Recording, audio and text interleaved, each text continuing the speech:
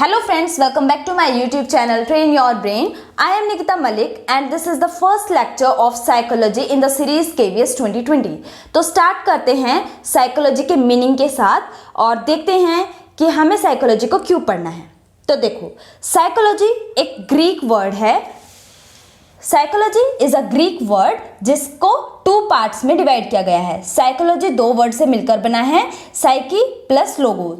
Psyche का मतलब होता है सोल और लोगोस का मतलब होता है स्टडी, तो दोनों को मिलाकर ये बना study of soul. Study of soul, और साइकी को हिंदी में आत्मा कहेंगे और लोगोस मीन्स किसी भी चीज को पढ़ना, अध्ययन करना, तो ये बना आत्मा का अध्ययन। ठीक है, अब ये जो साइकोलॉजी है यानी कि आत्मा का अध्ययन है, इसको शुरू कहाँ से किया गया? तो देखो, सबसे पहले फिलॉसफी का ये एक टॉपिक रहा था। ठीक है, साइकोलॉजी एक सब्जेक्ट है, फिलॉसफी जिसको हिंदी में दर्शन शास्त्र कहा जाता है, वहीं से साइकोलॉजी को अलग कर दिया गया और बाद में साइकोलॉजी एक इंडिपेंडेंट सब्जेक्ट बन गया। तो सबसे पहले जो साइकोलॉजी शब्द है, इसका यूसेज किसने किया? तो रुडोल्फ गोल्कॉय 1590 में इन्होंने अपनी बुक साइकोलॉजिया में इसका सबसे पहले इसका नाम यूज किया। ठीक है, बाद में इसको बाकी फिलोसफर्स ने इसकी स्टडी की, बट रुडोल्फ गोल्कॉय ने साइकोलॉजी टर्म जो वर्ड है इसका यूज किया सबसे पहले अपनी बुक साइकोलॉजिया में इन 1590। ठीक है, अब हम देखते हैं कि साइकोलॉजी का मतलब क्या है। तो देखो, साइकोलॉजी को पढ़ने के लिए हम 3-4 सेंचुरीज में कैसे डिफरेंस आया ये देखेंगे। तो जो 16th सेंचुरी है, तब स्टडी ऑफ सोल माना जाता था। जो फिलोसफर थे जैसे कि प्लेटो, अरिस्टोटल और डेकार्टे। अरिस्टोटल को हिंदी में अरस्तु कहा जाता है। तो ये ग्रीक फिलोसफर्स थे जिनका मानना ये था कि साइकोलॉजी क्या है? स्टडी ऑफ सोल यानी कि आत्मा का अध्ययन। और इनका मानना ये था कि हम हमारी आत्मा ही के कारण सब कुछ करते हैं। ठीक है, लेकिन जो बाद वाले फिलोसफर हुए, उनका मानना ये था कि क्या हमने कभी आत्मा को देखा है? आत्मा ऐसी वस्तु है जिसको हमने ना कभी देखा ना कभी सुना, सिर्फ हम एज्यूम कर रहे हैं, कोई इसका प्रमाण नहीं है हमारे पास। तो इसीलिए इनका जो थॉट था कि साइकोलॉजी क्या है? स्टडी ऑफ सोल, ये एब्स्ट्रैक्ट आइडिया के बेसिस पे था जिसको हमने कभी नहीं देखा था।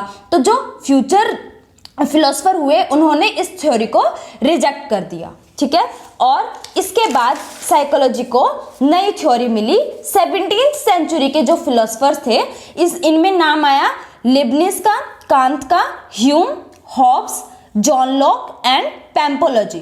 तो ये जो फिलोसफर्स थे, इनके अकॉर्डिंग जो हमारा टॉपिक है साइकोलॉजी, वो है स्टडी ऑफ माइंड यानी कि मन का अध्ययन।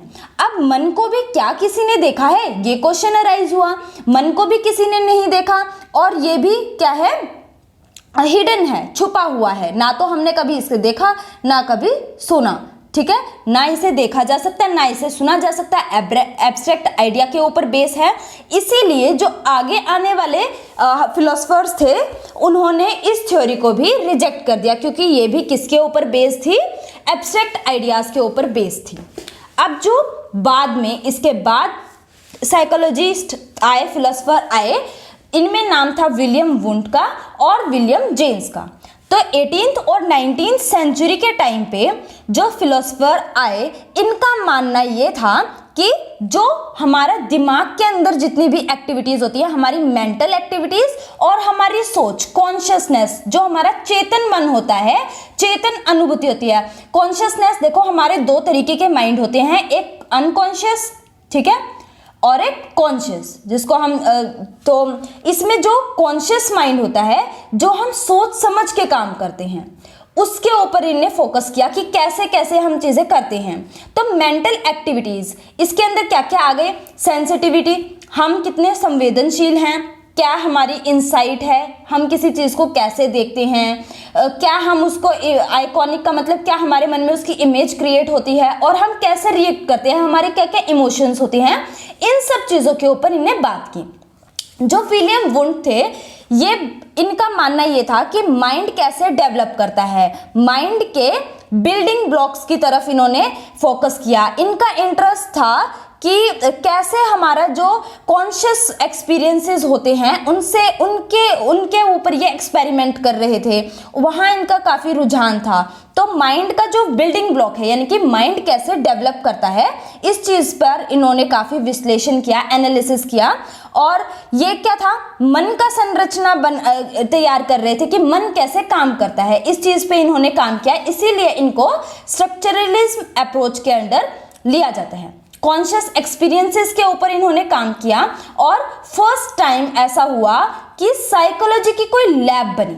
और 1879 में लिप्जिंग शहर, जो कि जर्मनी में आता है, यहाँ पे साइकोलॉजी की फर्स्ट एक्सपेरिमेंटल लैब बनी। ठीक है, 1879 में। और ये किसने बनवाई थी, ये विलियम वुंड की लैब थी, फर्स्ट लैब थी साइकोलॉजी की। ठीक है, तो इसके बाद अब विलियम जेम्स आए और इनका मानना ये था कि सिर्फ हम अपने मन की संरचना की तरफ अगर ना ध्यान दें और ये देखें कि हमारा मन क्या काम करता है और किसी सिचुएशन में कोई आदमी का व्यवहार कैसा होता है, वो कैसे व्यवहार करता है, तो हम ज़्यादा बेहतर तरीके से आगे बढ़ पाएंगे। और विलियम जेम्स ने विलियम वुंड की थ्योरी को कैंसिल कर दिया। बाकी के भी जो साइकोलॉजिस्ट थे, फिलोसफर थे, उनका भी मानना ये था कि ये जो विलियम वुंड की थ्योरी है, बिल्डिंग ब्लॉक्स यानी कि जो हमारा कॉग्निटिव माइंड था, कॉन्शियस माइंड था, उसके ऊपर इन्होंने सोचा, तो ये इतना ज़्यादा साइंटिफिक नहीं था। ठीक है, हमारा मन दोनों तरीके से काम कर सकता है। हम कॉन्शियस होके ये भी सोच सकते हैं कि हमें इसके साथ ऐसे बिहेव नहीं करना। ठीक है, जैसे हमारा कोई सीनियर है, वो हमें कुछ कह दे और मैं नहीं चाहती कि मैं उसको उल्टा जवाब दूं, क्योंकि मुझे शायद इसके बाद में कॉन्सिक्वेंसेस फेस करने पड़े, तो शायद मैं उसे ना बोलूं, पर पीछे से तो मैं उसकी बुराई कर सकती हूँ। तो ये क्या हुआ, कॉन्शियसली मैंने सोच समझ के ही कोई डिसीजन लिया।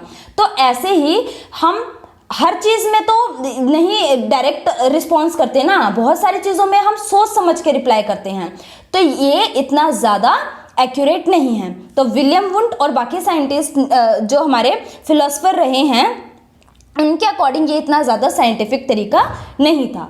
जो विलियम जेम्स आए, इन्होंने कहा कि मन क्या करता है और किस स्थिति में हम कैसा व्यवहार करते हैं, इस चीज़ की पढ़ाई होनी चाहिए। यानी कि इन्होंने फंक्शनल कर दिया अप्रोच को, फंक्शन में लेके आ गई कि रियल लाइफ में, डेली यूज में कैसे कैसे ये चीज़ें होती हैं।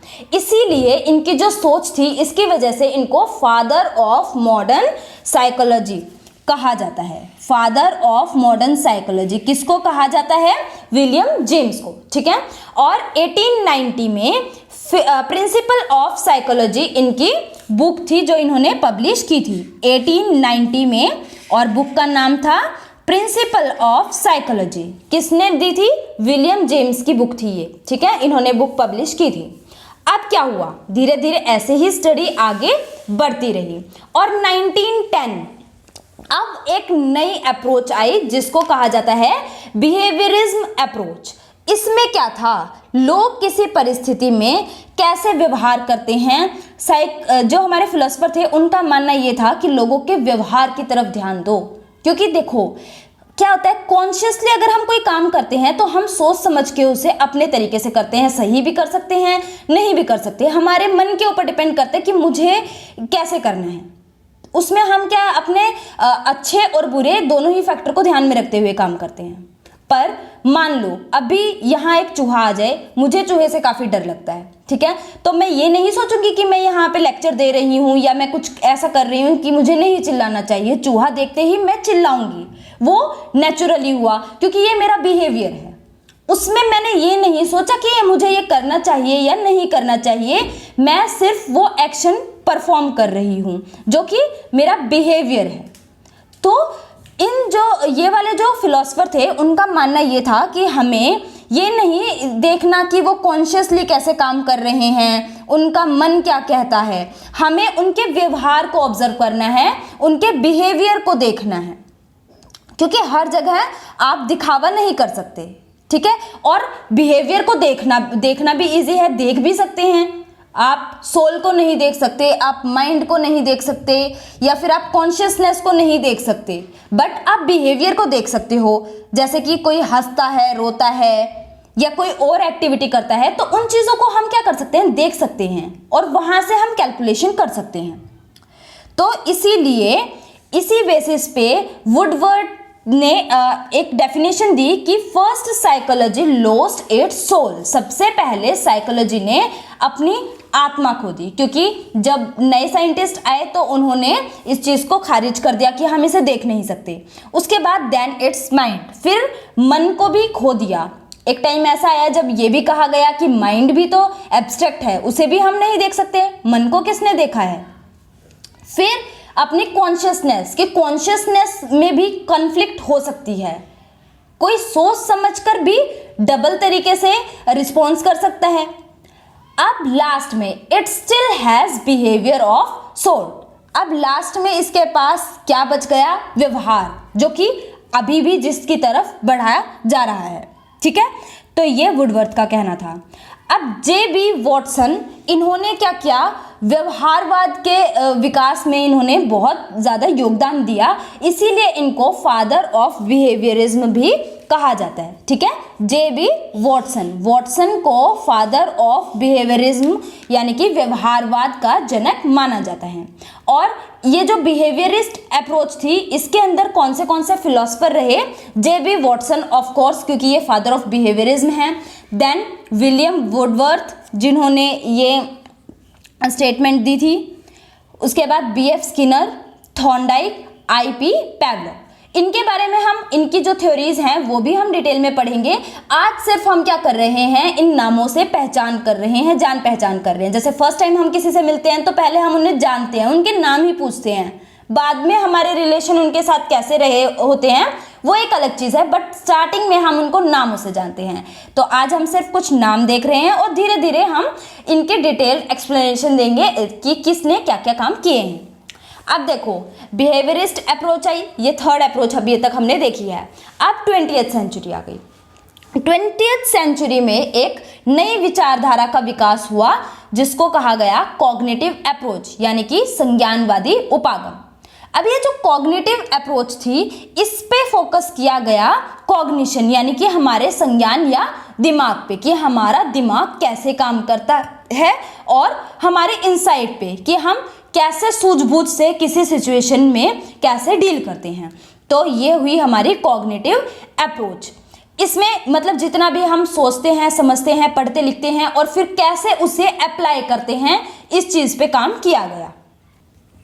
और इस लिस्ट में जो फिलोसफर जुड़े उनमें से थे काफ्का, देन कोहलर, वर्दिमर और टॉलमैन। ठीक है, तो ये हुए कॉग्निटिव अप्रोच से रिलेटेड फिलोसफर्स। तो आज हमने सिर्फ 4 सेंचुरी में कैसे कैसे हमने साइकोलॉजी के नाम को चेंज किया है ये देखा। ठीक है, तो कुल मिलाकर साइकोलॉजी क्या हुई, study of soul, mind, consciousness and behaviour.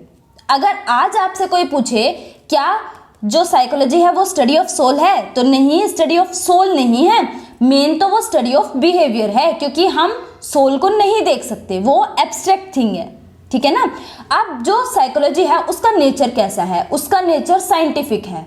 जैसे साइंटिफिक टर्म्स में बहुत सारी रिसर्च होती है, हम बहुत सारे ऑब्जर्वेशन करते हैं, डाटा कलेक्शन की, उसके बेसिस पे हमने कुछ चीज़ें ऑब्जर्व की। ठीक है, फिर जो ऑब्जर्वेशन हुई उन पे हमने कुछ ना कुछ एक्सपेरिमेंट किए। जब एक्सपेरिमेंट किए तो हमें हमारी गलतियों का पता लगा, क्या हमारे कमियां रही, क्या हमारे मेरिट्स रहे, वो सब देखने के बाद हम उनके अंदर कुछ ना कुछ मॉडिफिकेशन करते हैं। और मॉडिफिकेशन करने के बाद फिर से रिसर्च किया जाएगा कि क्या जो हमने मॉडिफिकेशन की हैं वो ढंग से काम कर रही हैं या नहीं कर रही। ये रिसर्च होने के बाद फिर उनका डिटेल में एनालिसिस होगा, उसके अंदर और क्या क्या चेंजेस किए जा सकते हैं वो सब किए जाएंगे, और यही प्रोसेस क्या है, कंटिन्यूएशन में होता रहेगा। तो साइकोलॉजी क्या है, स्टडी ऑफ बिहेवियर। ठीक है, अब ये सब साइकोलॉजी हमें पढ़ने की ज़रूरत क्यों है? ये तो साइकोलॉजी हुई एक नॉर्मल प्रोस्पेक्टिव में, किसी भी आदमी से बात करते हैं कैसे हम उन्हें समझेंगे वो चीज़।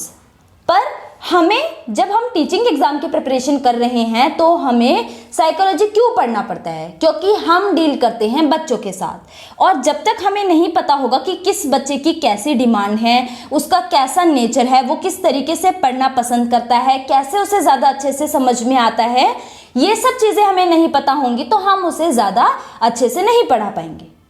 तो इसीलिए हम साइकोलॉजी को पढ़ते हैं और उससे हम ये समझते हैं कि ह्यूमन बिहेवियर में साइकोलॉजी को कैसे यूज किया जाता है।